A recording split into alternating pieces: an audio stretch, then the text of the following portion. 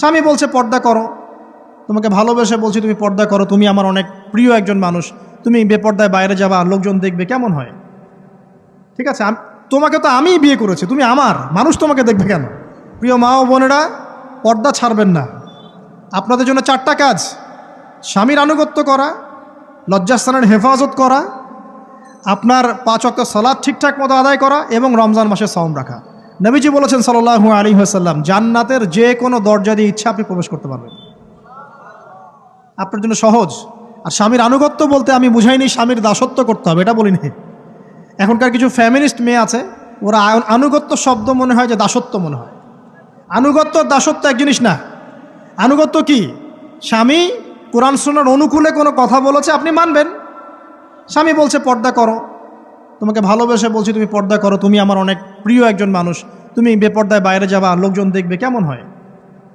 ঠিক আছে, তোমাকে তো আমিই বিয়ে করেছি, তুমি আমার মানুষ, তোমাকে দেখবে কেন? ঠিক আছে, তো এখন স্বামী ভালো কথা বলেছে, আপনি শুনলেন, এটা আনুগত্য। আর ওই স্বামী যদি বলে আসো তো, আমার কলিগরা এসেছে, ওকে খাবার সার্ভ করতে হবে, আসো খাবারটা পরিবেশন করো। এখন আপনি বেপর্দা হয়ে আপনার স্বামীর কলিগের সামনে খাবার পরিবেশন করতে শুরু করলেন, এটা কি আনুগত্য করতে হবে? এটা তখন আপনি আনুগত্য করবেন না। সিম্পল, কোরআন সুন্নাহর অনুগত কাজে আপনি স্বামীর আনুগত্য করবেন, বিপরীতে গেলে আপনি করবেন না। স্বামীর আনুগত্য মানে স্বামীর দাসত্ব নয়। আর এই হাদিসটা আপনি কেন ভুলে যান যে আল্লাহ রাসূল সাল্লাল্লাহু আলাইহি ওয়াসাল্লাম বলেছেন, আল্লাহ ছাড়া যদি কাউকে সেজদা করা যেত, সম্মান বুঝাচ্ছেন, আল্লাহ ছাড়া যদি কাউকে সেজদা করা জায়েজ হতো, আমি মেয়েদেরকে বলতাম যেন স্বামীকে সেজদা করে। কেন? কারণ আপনাকে রেসপন্সিবিলিটি, আপনার খাবার, আপনার ফুড, আপনার শেল্টার, আপনার মানে পুরো দায় দায়িত্ব নিজের হাড় ভাঙা পরিশ্রম দিয়ে, জীবনের ঝুঁকি নিয়ে স্বামী আপনার জন্য করে। সে আপনার সম্মান পাওয়ার যোগ্য তো? সে কি আপনার সম্মান পাওয়ার যোগ্য নয়? আপনি যদি সম্মানের হক আদায় না করতে পারেন তাহলে আপনি অকৃতজ্ঞ। আর অকৃতজ্ঞ মেয়ে কখনো জান্নাতে যাবে? একটা হাদিসে আছে, বেশিরভাগ মেয়ে জাহান্নামের যাওয়ার অন্যতম কারণ হচ্ছে তারা স্বামীর সাথে কুফুরি করে। কি করে? মানে সারা জীবন স্বামী ভালোবেসে যায়, ভরণ পোষণ দিয়ে যায়, সব চাহিদা পূরণ করে যায়, একদিন দেখবেন কথা কাটাকাটি হয়েছে, ওই দিন বলে বসবে যে তোমার কাছে আমি কিচ্ছু পাই নাই সারাদিন। এই যে কুফুরি, এই কারণে তারা জাহান্নামে যেতে পারে বেশি। আল্লাহ হেফাজত করুন। আমিন। আরেকটা কারণ হচ্ছে যে বেপর্দা। আপনাকে 4টা মূলনীতি ফলো করতে হবে। 1, এমন কোনো পোশাক পরবেন না যে পোশাকটা আটো সাটো, যেটা পরলে আপনার গায়ের কাঠামো বোঝা যায়। এটা বোরখা হলেও পরা যাবে না। আমি কি বুঝাতে পারছি? ডিজিটাল বোরখা দেখেন নাই? দেখছেন? মাশাআল্লাহ। আর কারা কারা দেখছেন? এদিকে চোখ বেশি যায় না?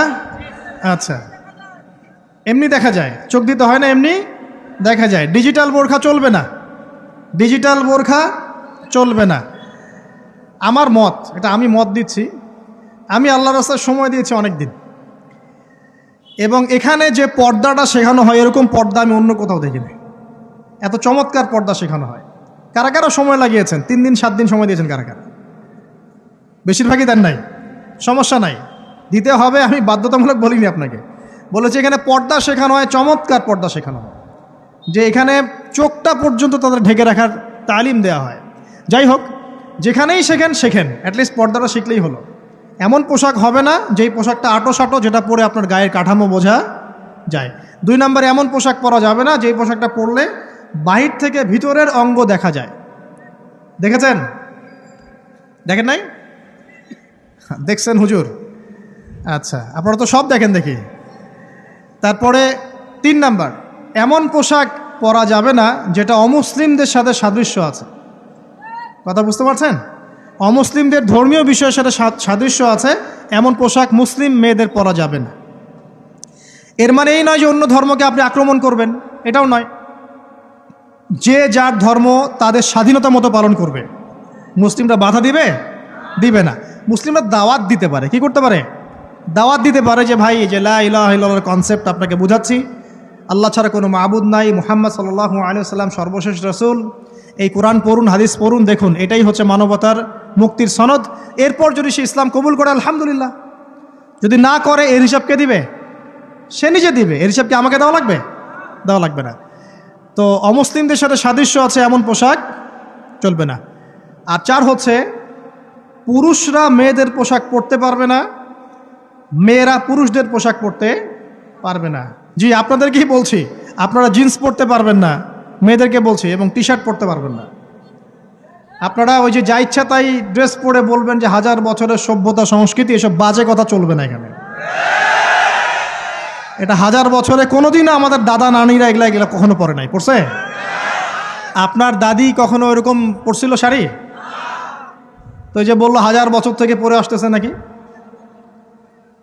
সুবহানাল্লাহ। তো এখানে বিষয়টা হচ্ছে পুরুষ মেয়ের পোশাক পরতে পারবে না, মেয়ে পুরুষের পোশাক পড়তে পারবে না। আমি খুব সংক্ষিপ্ত করে আপনাকে কোরআন সুন্নাহ থেকে 4টা মূলনীতি বলে দিলাম। এই 4টা মূলনীতি কোরআনেও আছে, হাদিসেও আছে। আসেন, এই যে নারীর অবমাননা, এই বিষয়টা আইয়ামে জাহিলিয়াতে যেমন ছিল, এখন দেখবেন আরও বড় পরিসরে এসেছে। আসে নাই? এই যে ফ্যাশন শো, দেহের প্রদর্শনী, বিভিন্ন ফিল্মস দেখবেন, ফিল্ম ইন্ডাস্ট্রিজে দেখবেন, মিউজিকে দেখবেন, পর্নে দেখবেন, মেয়েদের দেহটাকে নিয়ে ব্যবসা করা হচ্ছে। আগে তো না হয় কন্যা সন্তান হলে জীবন্ত পুঁতে ফেলতো নাকি, এখন যদি গর্ভের বাচ্চা মেয়ে জানে, অনেকে আগেই মেরে ফেলায়। বোঝেন নাই মনে হয়? অনেকে যদি জানে যে গর্ভে মেয়ে সন্তান আছে, আগেই মেরে ফেলায়। এমন অনেক দেশ আছে, আমি নাম বলছি না দেশের সঙ্গত কারণে, যে সেই দেশে এরকম মেয়ে সন্তানকে এই যে খালাস করে ফেলার, নষ্ট করে ফেলার, ভ্রূণ নষ্ট করার আলাদা ক্লিনিক আছে, আলাদা হসপিটাল আছে। বলে নাউজুবিল্লাহ। তো আসলে ওই 1450 বছর আগের মানুষটা বেশি বর্বর ছিল না আমরা বেশি বর্বর? এই যে অধিকারের কথা বলে বলে আমরা মেয়েদের দেহটাকে নিয়ে এখন মস্করা করছি, তামাশা করছি। সবচেয়ে সেরা অধিকার কোথায় পাবে? কোরআনে পাবে, হাদিসে পাবে, ইসলামে পাবে। তার পর্দা নিশ্চিত হবে, দেহ সেফ থাকবে, তার ইজ্জত নিশ্চিত হবে, ইজ্জত সেফ থাকবে, তার সম্মান সেফ থাকবে, তাকে রাজরানীর মতো স্বামী বাসায় রাখবে, কারণ সে হচ্ছে তার কাছে সবচেয়ে মূল্যবান প্রিয় বস্তু। শুধু তাই নয়, সম্পত্তির অধিকার তাকে দিতে হবে। একজন মেয়ে তার ভাইয়ের সম্পত্তি পাবে, তার বাবার সম্পত্তি পাবে, তার স্বামীর সম্পত্তি পাবে, সব দিক থেকে সে সম্পত্তি পাবে। আর একজন ছেলে কিন্তু সব দিক থেকে সম্পত্তি পাবে না। এই বিষয়গুলো যখন এক শ্রেণীর মানুষ বোঝে না, তখন ইসলামের বিরুদ্ধে অহেতুক প্রোপাগান্ডা চালানো শুরু করে। সবচেয়ে সেরা সম্মান রক্ষার উদাহরণ দেয়া হয়েছে ইসলামে, কোরআনে এবং হাদিসে। এই কথাটা আপনাদের মা বোনদেরকে বোঝাবেন, তবে নম্রতার সাথে বোঝাবেন, কারণ উচ্চবাচ্য করলে তারা কথা শুনবে না। আর আল্লাহ রাসূল সাল্লাল্লাহু আলাইহি ওয়াসাল্লাম বলেছেন, কিছুটা বাঁকা হাড় দিয়ে তাদেরকে তৈরি করা হয়েছে।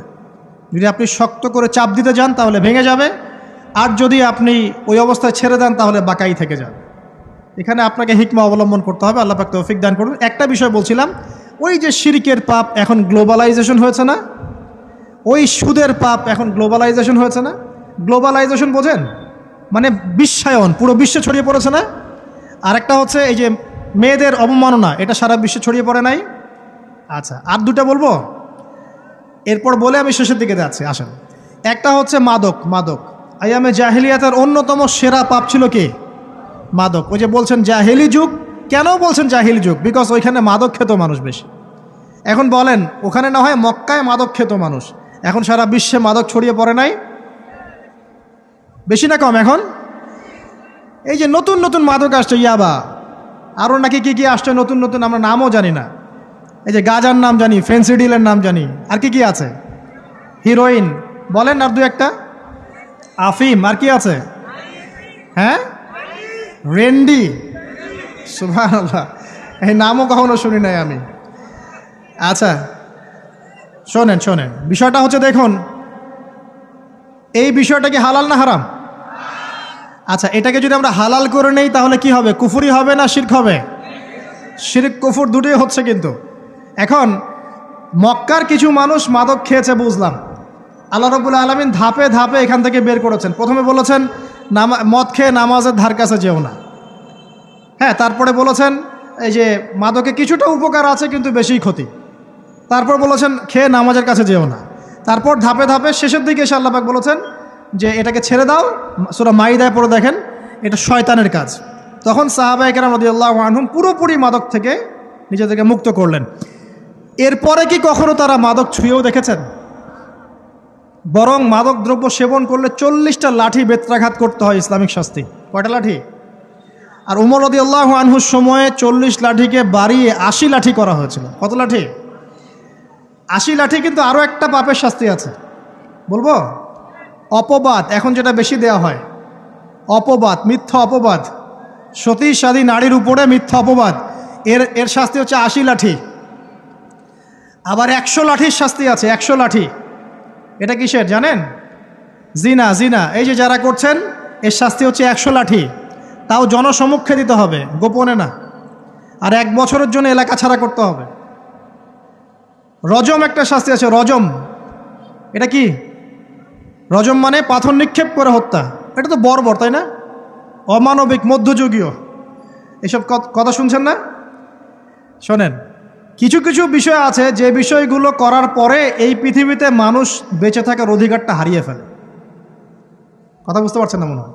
কিছু কিছু পাপ আছে, এগুলো করলে পরে মানুষ এই পৃথিবীতে বেঁচে থাকার অধিকারটা হারায় ফেলে। যেমন কোনো বিবাহিত ব্যক্তি যদি জেনা করে, নাউজুবিল্লাহ, কোনো ছেলে যদি কোনো ছেলের সাথে যৌন সম্পর্ক করে, সমকামী করে, বা এটাকে যেটা গে মানে যেটা কি বলে, সমকামিতা, ঠিক আছে, এই কাজ যদি কেউ করে, নোংরা কাজ যদি কেউ করে, কোনো মেয়ে যদি কোনো মেয়ের সাথে এরকম কোনো কাজ করে, একই পাপ। এইসব পাপ করলে পরে এই পৃথিবীতে বেঁচে থাকার অধিকারটা সে হারিয়ে ফেলে। কথা কি বুঝতে পারছেন? আচ্ছা, তখন শাস্তি হচ্ছে আল্লাহ রাব্বুল আলামিন পাথর নিক্ষেপ করে হত্যা করতে বলেছেন। কারণ হচ্ছে সে এত গর্হিত একটা কাজ করেছে যেটা এই শাস্তি পাওয়ার সম্পূর্ণ যোগ্য। এবং কওমে লূত নামে যে কওম ছিল, ওই কওমটাকে আসমানে উঠিয়ে আল্লাহ পাক পাথর বর্ষণ করে এভাবেই শেষ করে দিয়েছেন। জর্ডান একটা দেশ আছে না, জর্ডান, জর্ডানের পাশে ডেড সি নামে একটা জায়গা আছে, ডেড সি, মৃত সাগর। ওইখানে সাদুম নামে একটা গোত্র থাকতো। কোন গোত্র? সাদুম। ওই সাদুম গোত্র এরকম সমকামী ছিল। আল্লাহ রাব্বুল আলামিন লূত আলাইহিস সালামকে পাঠিয়েছিলেন, তারা হেদায়েতের বাণী শোনে নাই। আল্লাহ পাক ওদেরকে আসমানে উঠিয়ে পাথর নিক্ষেপ করে উল্টা দিকে দাফন করে দিয়েছেন। নাউজুবিল্লাহ। তো কিছু কিছু পাপ আল্লাহ পাক সহ্য করেন না, আল্লাহ পাকের আরশ কেঁপে ওঠে। এই পাপগুলো সেরকম পাপ। কথা বুঝতে পারছেন? তো এই যে জিনা, পর্নোগ্রাফি, ব্যভিচার, পরকে, এগুলোর মধ্য দিয়ে আমরা নারীর অবমাননা করছি না? এবং ধর্মের মাধ্যমেও মাঝে মাঝে করছি, যখন আমরা ধর্মের নামে মেয়েদের অধিকার দিচ্ছি না। অনেকেই সম্পত্তির অধিকার দিচ্ছেন না, অনেকেই শিক্ষিত করছেন না, অনেকেই আরও এই যৌতুক নিচ্ছেন না, যৌতুক নিচ্ছেন না অনেকেই। যে বিয়ের সময় যৌতুক নেয়, এটা তো মেয়ের উপর, মেয়ের পিতার উপর টর্চার করা, সম্পূর্ণ হারাম, সম্পূর্ণ হারাম। তারপরে দেখবেন, রিপোর্টগুলো পড়ে দেখবেন যে এই বছর 2000 কত, এটা 22, এই 22-এই গভর্নমেন্ট রিপোর্ট অনুযায়ী নিবন্ধিত প্রায় 1339টা ধর্ষণের মামলা হয়েছে।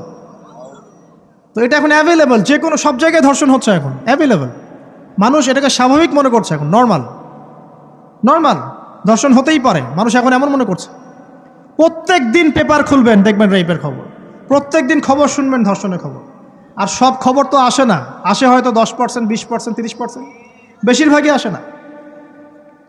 এলাকায় মোড়ে মোড়ে দেখবেন, গ্রামে গঞ্জে শহরে বন্দরে খালি ইফটিজিং, ইফটিজিং দেখবেন, খালি ইফটিজিং। মেয়েদেরকে যৌন হয়রানি করা হচ্ছে, বাসে, অটোতে, টেম্পুতে, সব জায়গায়। বাসের মধ্যে মেয়েকে রেপ করে ফেলা হচ্ছে। একটা বাচ্চা মেয়ে যে বোঝেও না যে সেক্সুয়াল বিষয়গুলো কী জিনিস, ওকেও রেপ করা হচ্ছে। এই যে মহামারী, আপনি তো বুঝতে পারছেন না যে আমরা কোন সমাজে আছি। এই সমাজে আপনার মেয়ে তো সেফ না, আমার মেয়ে তো সেফ না। আমার মেয়ে, আপনার মেয়ের ভবিষ্যৎ কি হবে, এর ভবিষ্যতের নিশ্চয়তা কে দিবে? আপনার মেয়ের ইজ্জতের ভবিষ্যতের নিশ্চয়তা কে দিবে? এই নিশ্চয়তা দেওয়ার মতো মানুষ কোথায়, নেতা কোথায়?